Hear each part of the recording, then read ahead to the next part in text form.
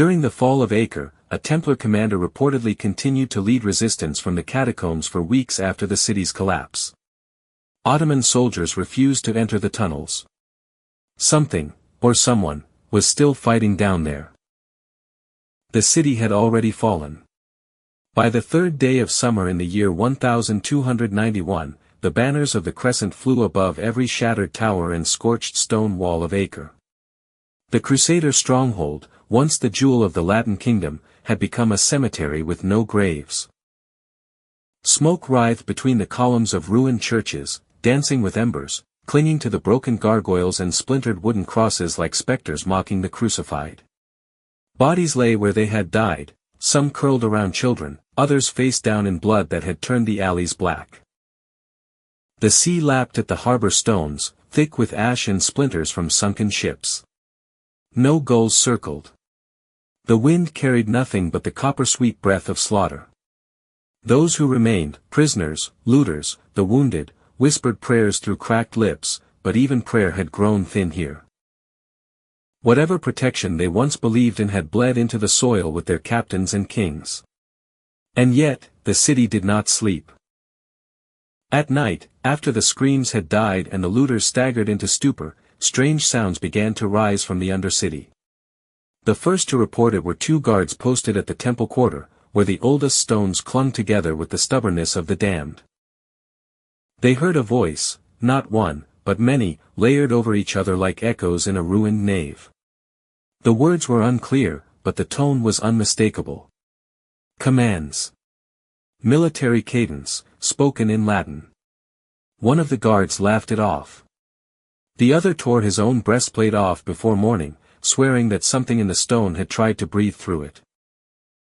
Soon others heard it too. Footsteps where none should be. The grind of steel on stone. A tolling bell, slow and deliberate, from a tower that no longer stood.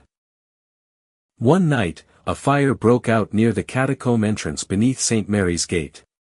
It burned with a blue flame that hissed instead of crackled and refused to spread. It did not consume. It illuminated. When they tried to investigate, the torches blew out. No wind. No sound. Just darkness, sudden and absolute. Horses refused to enter the lower levels. Dogs backed away with tails tucked. Pigeons refused to roost on the eastern walls. The Mamluk commanders ordered the tunnels sealed. Stone, iron, prayer. But each morning, the barricades had shifted. No signs of tools. Just slight misalignments, stones placed not as they were before. Not random, deliberate. As if someone below disagreed. Superstition thickened like mold on wet wood. Soldiers crossed themselves without realizing. Some refused to patrol near the ruins. One officer broke rank and set fire to a chapel, shouting that its altar was watching him. The men began calling the unseen presence Al-Malik al-Zil, the Shadow King. The name spread. It clung to the lips of the fearful, of those who knew Acre had not died clean. Too much rage remained in its walls. Too much unfinished oathing in its bones. Whatever had been buried below the old city had not died when the last night fell. It had only awakened. The Shadow King did not fight for glory, nor for God. He fought because he had been broken, buried, and forgotten. And those things, in Acre, do not stay buried. The tunnels beneath Acre were not carved for war. They were older than any siege, older than the language of kings.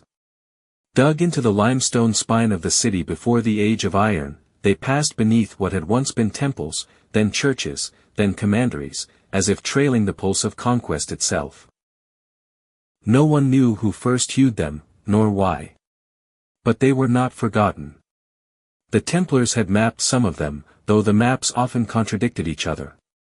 One stairway might descend 10 steps one year, 12 the next.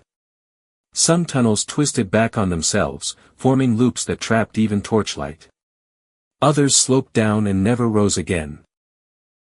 After the fall of Acre, when the last wall was breached and the city split open like overripe fruit, the Mamluks took control of the surface. But the tunnels remained untouched. Not from oversight. From instinct. The entrances were bricked, sealed with prayer and lime. But every night, dust fell from the mortar. Every morning, one or more stones would be found cracked, the seal broken not from outside, but from within. The commanders issued orders. Patrols were formed. Torches were blessed. But few volunteered to descend. Those who did came back different. The first was a young archer named Alam, no older than 20. He had entered at dawn with 2 others and returned alone before dusk, barefoot, his robes torn and soaked in brackish water. He said nothing for 3 days, then gouged out his own eyes with a spoon. Another, a captain named Jalil, emerged speaking perfect Latin, naming saints and psalms he had never read. He claimed to have walked through a hall of sleeping knights who breathed without lungs, their armor lined with seaweed, their blades rustless and warm. He died convulsing before sunrise. Word spread like mold in wet stone. The stories changed shape with each retelling but always kept the same core, something down there remembered. Something had not accepted defeat. In the southern quarter, near the ruins of the old cathedral, a stable boy was found weeping beneath a collapsed arch, whispering the names of men who had died generations earlier. He had never left the surface. And yet he named each man with certainty, down to the scars on their faces. By the end of that month, even the bravest soldiers refused to go near the sealed catacombs. The entrances were marked with soot and sand, and guards were posted not to watch for invaders, but to keep their own from entering. Those stationed closest began to suffer from fevered dreams, visions of knights kneeling in underwater chapels, of swords floating point down over stone altars, of blood that ran up walls instead of down. A scholar from Cairo attempted to document the tunnel system, citing ancient Roman archives that mentioned sacred burial paths. He vanished before he could publish. It became clear that the tunnels were not just empty space. They had weight. They had memory. They breathed. And whatever still moved within them did not walk in the name of the Pope, nor of Allah, nor of any crown. It walked because it had been told to once, and it had never been told to stop. The city above was conquered. But under the stone, the war never ended. The walls held their breath. And the darkness waited. By the 7th day, the occupation had begun to unravel at the edges. What was first dismissed as coincidence became pattern. What was called fear began to look like truth. Supply wagons were discovered tipped on their sides at dawn, their contents missing, not stolen, not looted, but gone, as if swallowed by the earth. Iron wheels left no tracks beyond the last known stop. Horses tied to posts were found dead in their tethers, necks broken not by struggle but by force. Torches set along the tunnel mouths vanished overnight, leaving behind only scorched stone and broken brackets, twisted outward as if something had burst from within. Near the crypt of St. Andrew, a patrol of 5 Mamluks was found sprawled across the floor like offerings. Their weapons lay in a neat pile a few feet away, untouched by blood or ash. None of the men could speak. 2 had clawed at their own faces in their sleep. 1 had clenched his fists so tightly that the nails had pierced the skin and grown into the palm. There were no wounds. Only strange, circular bruises along the shoulders and chest, symmetrical, deep, and cold to the touch. A physician compared them to the pressure marks left by heavy armor. But none of the fallen wore armor. And none of them remembered who, or what, had taken them down. That same day, Latin writing was discovered along the inner wall of the northern cistern. It had not been there the night before. Charcoal strokes, fine and deliberate, spelled out names: Baldwin of Acre, Hugo of Tyre, Gero of Nazareth. Templars. All dead. All confirmed casualties in past campaigns, most from battles that had ended decades earlier. The script bore the weight of command, each name followed by rank, and beside one, a symbol. A crown rendered in 3 strokes. Beneath it, a final phrase, written larger than the rest. Rex umbri tenet gladium. The Shadow King holds the sword. The officers who examined the site ordered it scrubbed clean. The stone was scraped and washed, but by the following morning, the words had returned. This time deeper. As if carved from within. No one admitted writing them. No one approached the wall again. Other inscriptions soon appeared, not only in Latin, but in Old French, fractured Greek, even the Templar cipher. Orders. Coordinates. Lists of rations. As if the garrison below still functioned. As if someone, somewhere, was still waging a war no one could see. Rumors took form like smoke in a bell jar. One soldier said he heard chains dragging below his cot at night, though the floor was stone. Another claimed his armor had been moved while he slept, not stolen, just repositioned, laid out like a ritual. A captain awoke with a cross of ash painted across his chest, though he had not seen a fire in days. He left the city the next morning and never returned. His report was buried. By the 10th night, even the muezzin's call seemed twisted. It echoed oddly across the ruined streets, bouncing from walls no longer standing, over water that should not carry sound. Some said they heard it layered with another voice, fainter, hoarser, as if reciting a different kind of prayer. The type spoken over bones. Whispers turned to silence. The Mamluk commanders no longer spoke of ghosts. They spoke of resistance. But no enemy was ever found. No movement beneath the city could be traced. And still, the symbols returned. One was discovered in the center of the great mosque courtyard, a Templar cross, burned into the stone with heat no one had felt. The imprint measured 2 meters across. No fire had been seen. No smoke. And yet the stone steamed when touched. When the soldiers gathered to inspect it, none stepped closer than a few paces.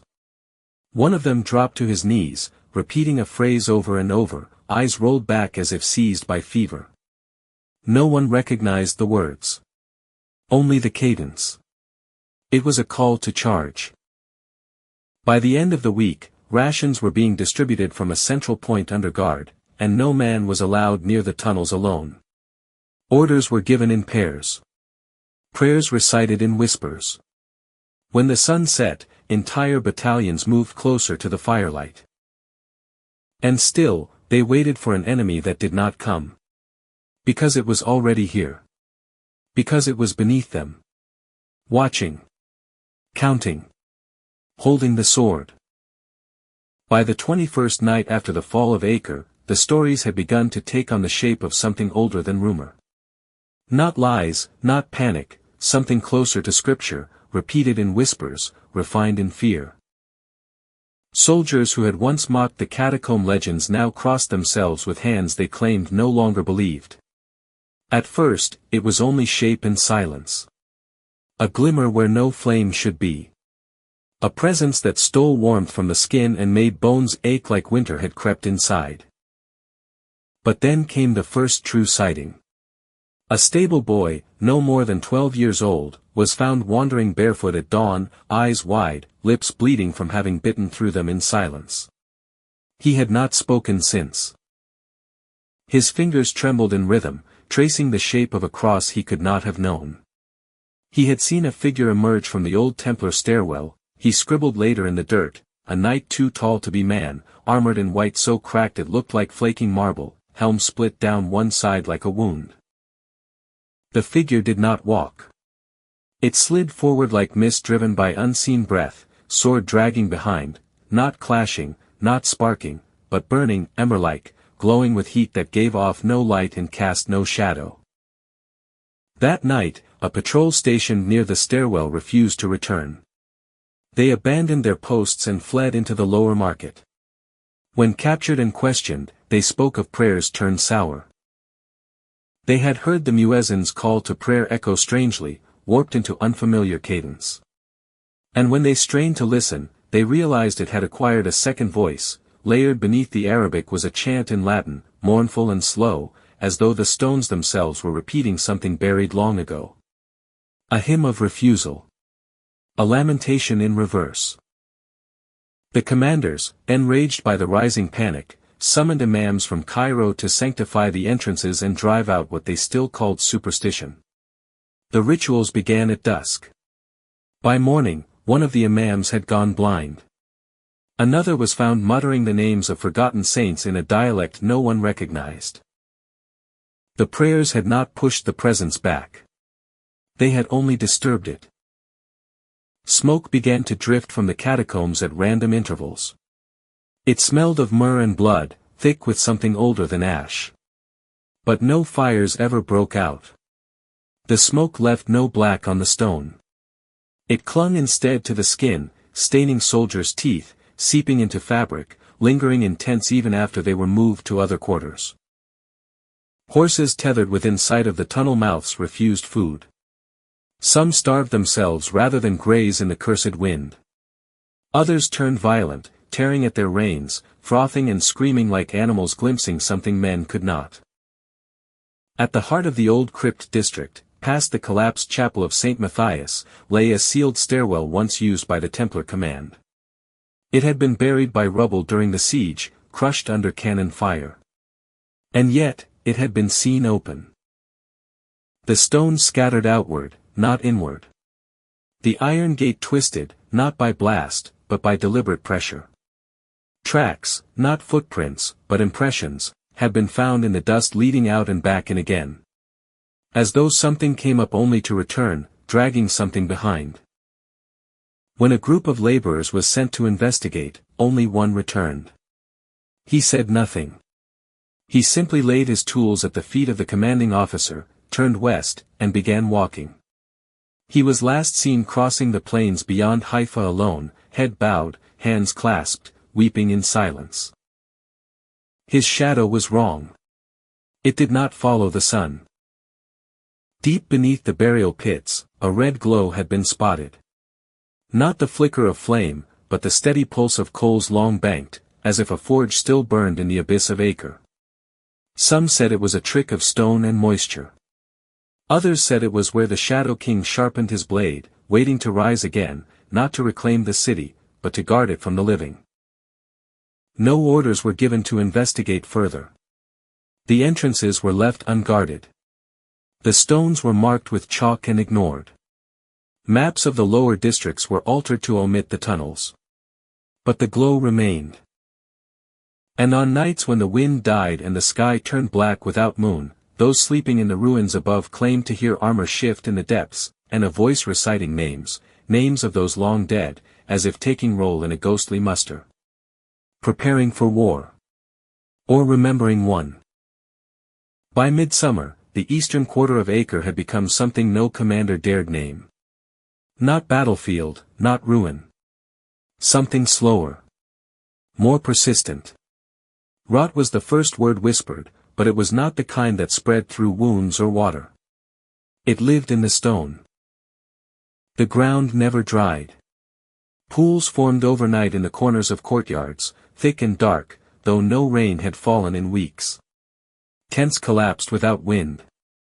Iron corroded as if submerged, flaking into ribbons after only a single night near the tunnel mouths. Soldiers woke with rust in their teeth. And still, the walls of the Templar commandery remained blackened but intact, as if defying even fire to desecrate them properly. Efforts to seal the catacombs failed with insulting ease. Mortar crumbled while still wet. Nails slid out of wood. Gates twisted from their hinges. Every attempt to contain the tunnels was undone by morning, not by sabotage, but by refusal. The stone did not consent.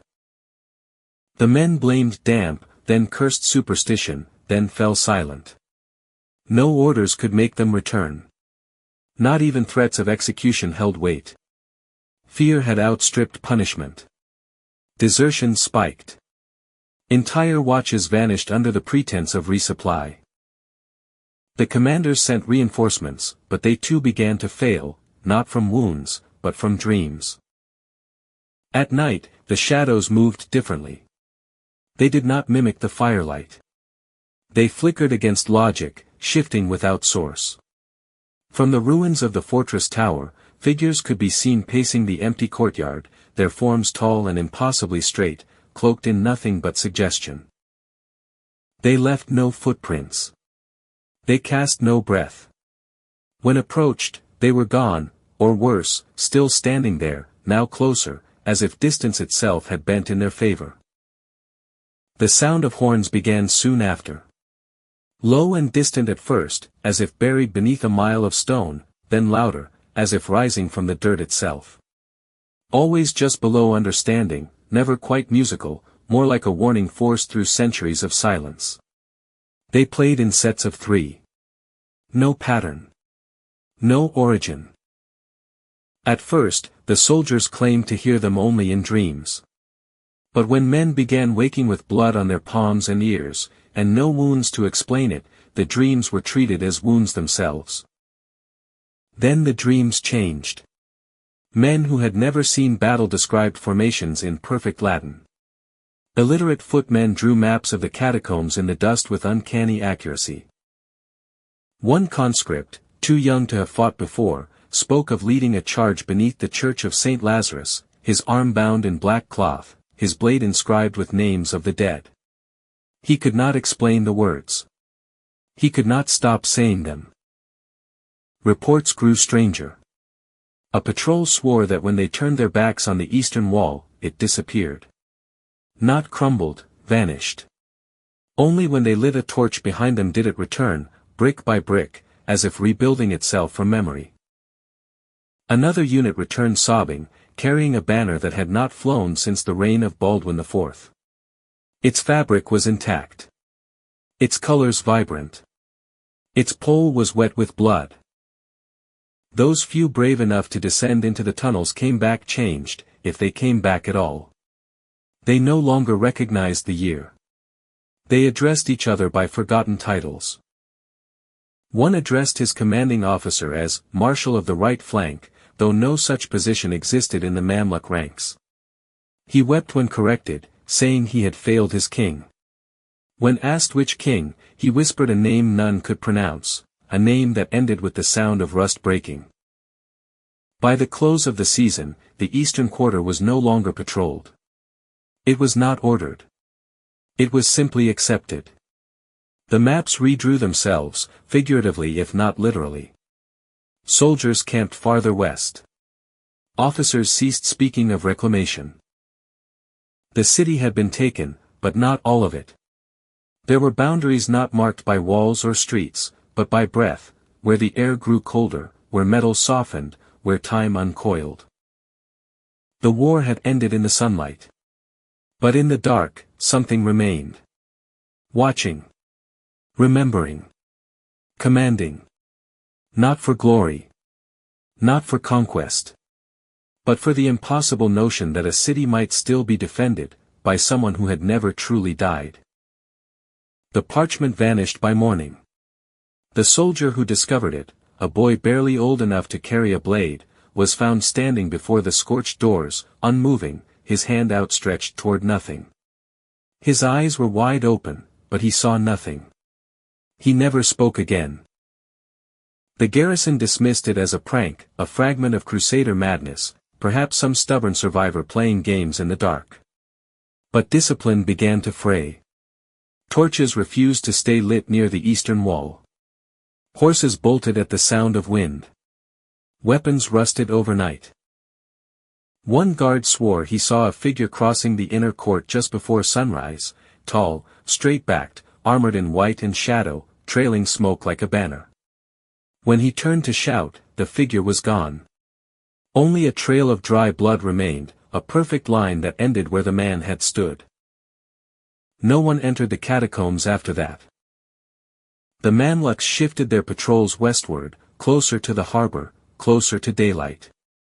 The entrances to the tunnels were sealed again, this time with stone and iron, then covered with sand. But the ground refused to hold. Every morning, the seals cracked open like broken teeth. From below came the sound of metal, not echoes, not chants, but rhythm. Not footsteps. Marching. In the southern markets, the fish began to rot faster. Seaweed washed ashore knotted into crosses. The local imam offered blessings at dawn and died that night in his sleep, his body drained of blood without a wound. The commander of the garrison ordered silence.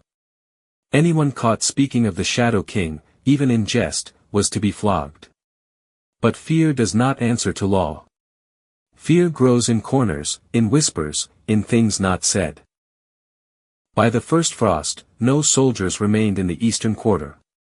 The buildings were left to decay. The wind took shingles from rooftops, ivy swallowed stone, and dust settled over every threshold. No one went near. The mosque built atop the former Templar chapel collapsed in a single night, not burned, not toppled, but folded inward, as if crushed from below by unseen hands. Witnesses described a sound like a bell striking under the sea, deep and final. After that, even the brave did not linger. Sailors spoke of seeing blue fire beneath the surface near the harbor ruins. Flames that did not flicker, only drifted slowly in lines, 10, 20 at a time, as if men still patrolled the drowned hulls, torches in hand, centuries too late for peace. One captain claimed he heard Latin chants rising from the waves at midnight, clear and cold and without breath. He never returned to Acre again. Years passed. Then decades. The maps changed. Roads were redrawn. The eastern walls were left unguarded, yet no one breached them. No one tried. The Shadow King had no subjects, no throne, no face. Only a kingdom of silence, built on bone and memory. He had lost nothing. Because he had never surrendered. The last crusader did not die in Acre. He became it.